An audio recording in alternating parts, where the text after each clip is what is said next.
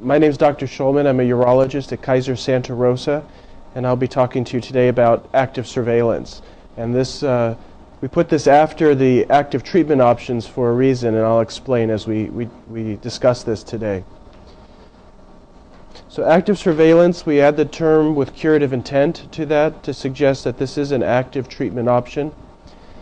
And as you learned early on today, the vast majority of men do not die from prostate cancer. Many men with prostate cancer will die of other causes.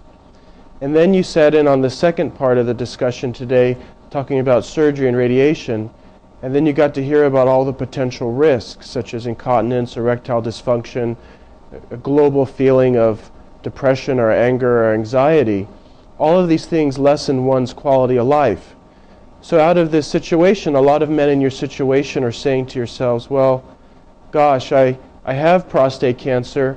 If I play my odds, if I have a low-risk disease, I may never die from it. So you can't guarantee me that I'll live longer if you treat me.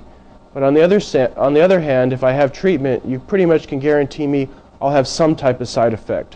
Whether it's mild or severe, I'll have some degree of erectile dysfunction or some degree of incontinence or urgency or frequency or some problem that lessens the quality of my life.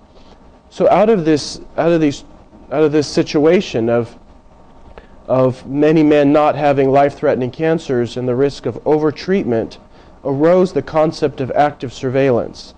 This has been around roughly for about 10 years or so, and it's emerging as an excellent treatment option for many men. And the goals of active surveillance, as listed on the slide here, is essentially to prevent unnecessary treatment, prevent unnecessary loss of quality of life if a man has a non-life-threatening cancer. On the same token, it's to help us identify men who may potentially have life-threatening cancers as early as possible, and once we identify that the cancer may be life-threatening, we act, and you can undergo one of the treatments that you just heard earlier in today's presentation. So in trying to decide if you're a good candidate for active surveillance, I should say that there's no black and white. There's no definition of who's a good candidate that's not set in stone. So what I'm going to show you here on this slide are just some general guidelines that we think of when we're counseling men about whether they're good candidates for surveillance. So number one, when the cancer is not felt on digital rectal exam or a stage T1C. Number two, when the PSA is less than 10, a Gleason score of 6. Most men have had a 12 or 14 core biopsy, so if there are 3 or less cores with cancer, and if any one core has, or less than 50% involvement of any one core. These are just some general guidelines to consider who may be a good candidate for surveillance. So when considering whether you want to undergo active surveillance, we've listed here some important considerations that many men will want to think about. Number one, potential loss of quality of life with treatment. There are many men who with their own particular values prefer their quality of life over quantity of life, and so they're thinking about quality of life as a very critical factor. However, in selecting active surveillance, men have to be comfortable with that potential that they may lose that opportunity of cure. In general, prostate cancer is slow growing. In general, we think we're able to identify cancers if they're progressing or becoming more aggressive. But you still have to be comfortable that while watching a cancer, there are no guarantees, and that you may lose a window of opportunity to cure it should the cancer grow. Another very important concept here is that of anxiety of living with your disease. Your doctors may reassure you that you have a non-life-threatening cancer, a low-risk cancer, the chance of death from the cancer or some significant events very low. But that does not mean that men are going to automatically be comfortable living with a cancer that's untreated. And so we don't want to underestimate the power of anxiety that men may have living with an untreated cancer. And the last item on the slide is that we know from research to date, again, this is an emerging treatment option, but to date, we can say approximately 30% of men who choose surveillance at some time in the future will choose some type of treatment, be it surgery or radiation. And they may choose treatment because of anxiety or because the cancer itself is growing. If you opt to do active surveillance, it can be done any number of ways. There's no exact recipe for doing it. In general, you and your urologist will come up with a follow-up plan involving regular PSA checks and regular rectal examinations. As good as PSA is, as good as the exams are, the most important thing really is repeat prostate biopsies. That's the only tool that we currently have to know if the cancer's gotten bigger or become more aggressive. The timing of that first biopsy is variable. Some men will choose to have a biopsy earlier, within the first 3 to 6 months. We call that a verification or confirmation biopsy. If a man has that, we know that about 30% of the time that biopsy will show more extensive cancer than what we originally thought. It's not more extensive because it grew. It's not more extensive because 3 to 6 months is a long time. It's more extensive because the original biopsy understaged it, which means it just didn't catch it. It just didn't pick it up. Thereafter, the next biopsy is usually in 1 year. If everything looks good after that first annual biopsy, then the frequency of subsequent biopsies can be quite variable, anywhere from annually to up to 5 years. And the biopsy, again, is the most important tool we have during active surveillance. During active surveillance, when might a man choose treatment? So as I alluded to earlier, if the cancer grows, we sometimes will see the cancer growing just by PSAs. We'll see a rapidly rising PSA, which may prompt another biopsy or just going right to treatment. If we feel a new nodule on the prostate, or if the repeat biopsy shows a higher Gleason score, so if a man went from a Gleason 6 to a 7, or from a 7 to 8, or if there's an increase in volume, such as if you have 1 or 2 out of 12 cores with cancer now, the repeat biopsy shows 6 or 7 cores with cancer, that would be an indication that treatment is necessary. And very importantly, patient preference or anxiety. Some men just need to have it done for peace of mind and to allay their fears and anxiety. As I mentioned just a moment ago, active surveillance is a relatively new treatment option, so the information we have is evolving and changing. To date, what I can tell you is that approximately 30% of men who choose active surveillance will choose a treatment at some point during surveillance.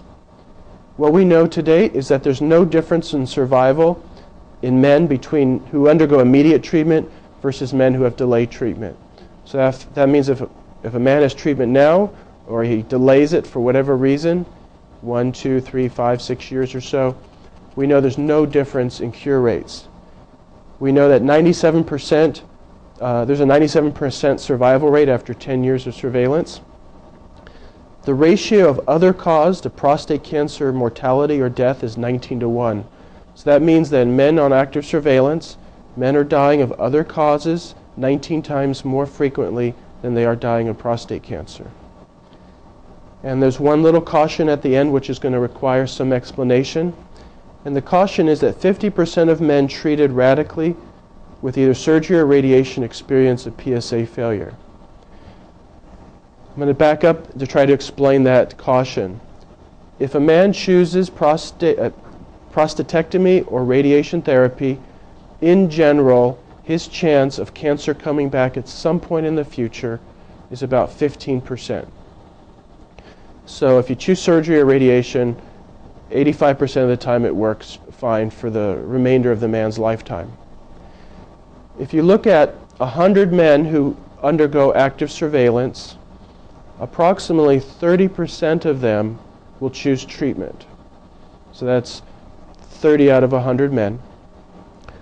Of those 30 out of 100 men, we know that about half of those, or 15%, will fail their treatment.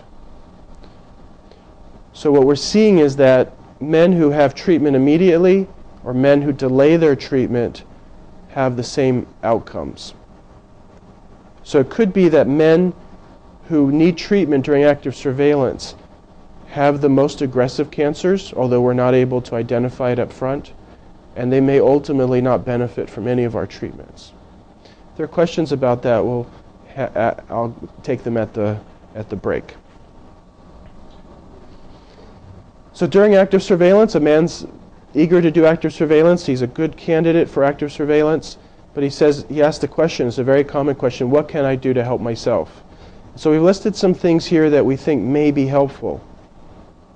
One very important recommendation, again, there's not a lot of evidence to support this, but there is some good evidence that eating a plant-based diet, also a vegetarian diet, based upon vegetables, fruits, soys, and tomatoes may be beneficial, and there is actually some research supporting this recommendation. We recommend limiting consumption of fats, especially animal fats and dairy products. And beyond that, there are no specific dietary recommendations or supplements. A lot of men will ask, should I take a lycopene supplement? And the answer is no, eat tomatoes. Lycopene's supplements have not been proven to be helpful. So there's no specific supplement that I'd recommend that anybody purchase other than eating a diet very rich in vegetables and fruits. We recommend exercise and limiting stress. I'm going to switch to our next topic, and this is called watchful waiting. I want to make a very strong point that this is different than active surveillance. We put it up here for completeness sake. The fact that you're in this room probably means that you're not even close to being a candidate for watchful waiting, but you may come across this term in your research or in your conversations with people. Watchful waiting is not a curative treatment option. This is reserved for men who, for various reasons, decide they don't want anything done, and this is something you would decide in conjunction with your doctor if that's something you were interested in. Who may want to consider watchful waiting? This would be somebody who's very advanced in age, 90 years old, multiple medical problems, has a very, very short life expectancy for various reasons. Clearly, their risk of dying from other causes is far greater than the prostate cancer. If the prostate cancer is very advanced at the time of diagnosis and the man opts to maximize quality of life, watchful waiting is a good option. The next section will be to go over other prostate cancer treatment options. We put this in for completeness sake because you may hear about some of these things. The first option is called cryotherapy. Cryo stands for freezing, and that's where the prostate is frozen. Typically, this is not done as first-line treatment. Surgery or radiation would be considered first-line treatment, and this is not offered for most men as a first-line treatment for a variety of reasons. It is mainly done within our system for men who have had the cancer come back after radiation therapy, and that's the most appropriate use for cryotherapy. A very commonly asked about and interesting treatment option is something called high-intensity focused ultrasound, called HIFU for short. HIFU is a procedure where ultrasound waves are used to generate an incredible amount of heat to destroy the prostate. Men like this option because it's the least invasive of the options that are available.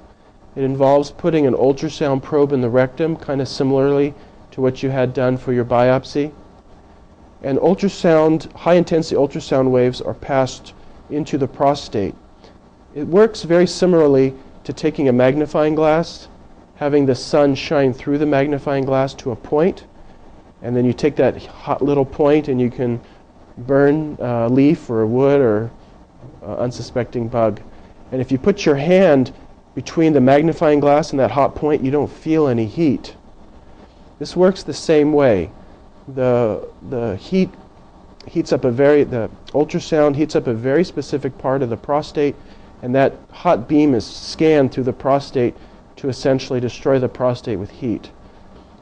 What's important about this procedure to know is that it is not FDA approved, so it is only available in the United States by going through a research study, which is currently not available in Northern California. Men who opt for this usually leave the country to have it done. Most commonly they go to Mexico, Some of our patients have gone to Canada and Europe and occasionally to Japan to have it done. The reason it's not approved in the United States is because it does have some very significant risks. Although infrequent, should those risks occur, they can be very devastating. And so I'm currently not recommending this. But for those men who really, really want it, it's usually a minimum of $20,000, $25,000 out-of-pocket expense to go to Mexico to have it done. A lot of men will ask about chemotherapy, and in general, chemotherapy is not at all recommended or useful in the early stages of prostate cancer, except in some limited use in research trials. And the last section is coming to the conclusion here of our discussion, and the question is what to do next. We recommend that you look at the handouts you got today, review your risk group, look at all the summary. You can also go on to your doctor's My Doctor online, which I'll show you here in a moment, where we have the slides. Actually, I think that's in Santa Rosa. I'm not sure if that's in Marin. So, but you can go to your doctor's homepage and find the slides. Once you've thought about it and you decide what you want to do, we recommend that you follow up with your referring urologist. He or she will work with you to decide the next step, make the appropriate referrals, and guide your care. You can access this presentation through a number of sites. One is your doctor's homepage, but also by going to the KaiserSantaRosa.org cancer website, where you can find a link to these slides. And that concludes our presentation.